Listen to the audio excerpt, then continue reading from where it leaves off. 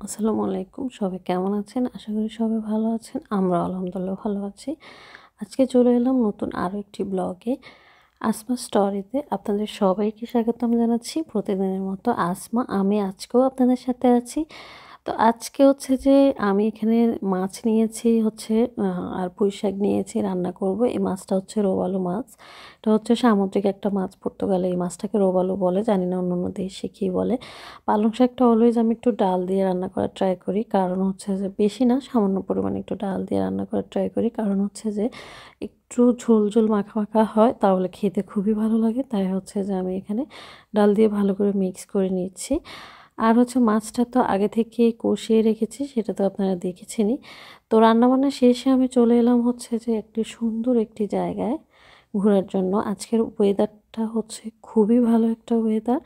বিকেলের সময়টাতে এসেছি, এই জায়গাটাতে এসে আমি সবচেয়ে আশ্চর্য এটাই হয়েছি, একটা ছেলে খুবই মনের আনন্দে হচ্ছে যে এখানে গান গাইছে এবং মিউজিকও চলছিল, কিন্তু আমি হচ্ছে যে কপিরাইট আসবে তাই হচ্ছে যে মিউজিকটা এখানে স্কিপ করে দিয়েছি। তো ছেলেটা এখানে হচ্ছে গান গাচ্ছে, আশেপাশে মানুষ সবগুলো জড়ো হয়ে হচ্ছে যে গানগুলো দেখছে। আর আমি জানি না এখানে ফিলিংস আর ছেলেটার কেমন লাগতেছে গানটা গাচ্ছে, কিন্তু হচ্ছে শুনতে কিন্তু মন্দ লাগছে না। সাগর পাড়ে এরকম গান শুনতে কার না ভালো লাগবে, সবারই ভালো লাগবে। তো হচ্ছে যে এই জায়গাটাতে এসে আমার মনটা খুবই ভালো হয়ে গিয়েছে। অলওয়েজ আমি যেহেতু পাহাড় পছন্দ করি, কিন্তু সমুদ্রও আমার পছন্দ, কিন্তু সমুদ্রের তুলনায় পাহাড়টা আমার একটু বেশি পছন্দ। তবে আজকে এই সমুদ্রের এই ওয়েদারটার সাথে খুবই ভালো লাগছে তো সমুদ্রতে এসে। আর যে ঢেউগুলো দেখছেন, ঢেউগুলো দেখেও আমার খুবই ভালো লাগছে। জানি না আপনাদের কেমন লাগছে। আর যারা এতক্ষণ পর্যন্ত আমার ভিডিওটি কন্টিনিউ করছেন তাদেরকে অসংখ্য ধন্যবাদ। যদি আমার ভিডিওটি আপনাদের ভালো লেগে থাকে তাহলে অবশ্যই আপনাদের মূল্যবান মতামত লাইক কমেন্টের মাধ্যমে জানাবেন এবং আমার চ্যানেলটি সাবস্ক্রাইব করবেন। যাই হোক, কথা না বাড়িয়ে হচ্ছে যে আমরা গল্প করি, সেটাতেই চলে এলাম। এই যে সমুদ্র স্রোতগুলো দেখছেন, এটা হচ্ছে যে এই জায়গাটার নাম হচ্ছে কোস্টা ক্যাপারিকা। তো কোস্টা ক্যাপারিকা এর আগে আমি বহুবার এসেছি, কিন্তু এটা প্রথম না। তবে আজকে একটু অন্যরকম অনুভূতি হচ্ছে, কেন জানি না, কারণ হচ্ছে যে আজকে পানিগুলোর ঢেউ অনেক বেশি বোঝা যাচ্ছে, যেহেতু হচ্ছে যে অন্য অন্য সময় বিকেলবেলায় এসে এরকম ঢেউগুলো দেখা যায় না। আজকের ওয়েদারটা খুবই ভালো ছিল, রোদ ছিল, আর হচ্ছে পানির যে স্রোতটা অনেক ভালোই ছিল। তবে নিচে নামা হয়নি, তার কারণ হলো যে এখানে পাহাড়ের মতো আপনারা দেখতে পাচ্ছেন অনেকগুলো পাথর রয়েছে, পাথরগুলো স্কিপ করে আমার যাওয়াটা পসিবল হয়নি। আর আজকে হচ্ছে স্রোতটা যেহেতু সমুদ্রের ঢেউটা যেহেতু একটু বেশি, কারণ এত জোরে জোরে ঢেউ আসতেছিল যে আশেপাশে রাস্তার মধ্যে আপনারা পানি দেখতে পাচ্ছেন, রাস্তা পর্যন্ত উঠে যাচ্ছিল।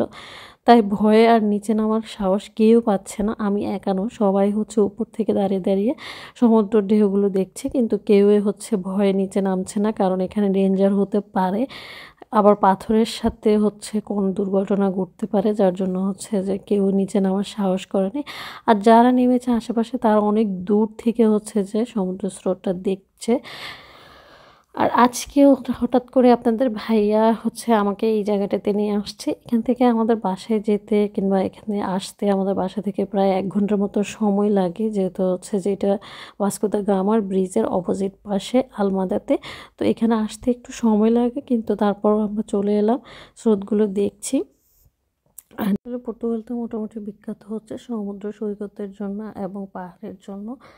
ইউরোপের অন্যান্য দেশের তুলনায় পর্তুগালটা আমার কাছে ওয়েদারের দিক থেকে এবং হচ্ছে যে অনেক কমফোর্টেবল হচ্ছে ওয়েদার এবং ঠান্ডার দিক থেকে আমার কাছে পর্তুগালের ওয়েদারটা ভালোই লাগে। কারণ এই আগে আমরা সুইজারল্যান্ডে গিয়েছি, যেহেতু সুইজারল্যান্ডে আমরা স্টে করিনি, তবে মানুষের কাছে শুনেছি যে সুইজারল্যান্ডের ওয়েদারটা হচ্ছে যে তেমন একটা ভালো যায় না, এবং হচ্ছে যে অন্য অন্য দেশে যেমন নেদারল্যান্ড পাশে রয়েছে, স্পেন, ওই জায়গাগুলোর ওয়েদারও তেমন একটা ভালো থাকে না, অনেক ঠান্ডা থাকে ঠান্ডার দিনে।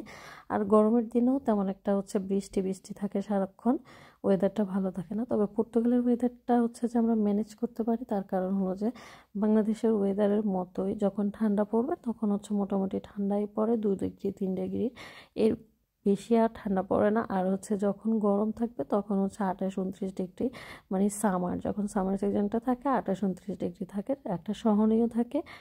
তো আজকে এই পর্যন্তই। সবাই সবার পরিবার পরিজনকে নিয়ে ভালো থাকবেন, সুস্থ থাকবেন। অবশ্যই আপনাদের মূল্যবান মতামত লাইক কমেন্টের মধ্যে জানাবেন। আল্লাহ হাফেজ, আবারও দেখা হবে আপনাদের সাথে অন্য একটি ব্লগে। ততক্ষণ পর্যন্ত thanks for watching. Allah Hafiz.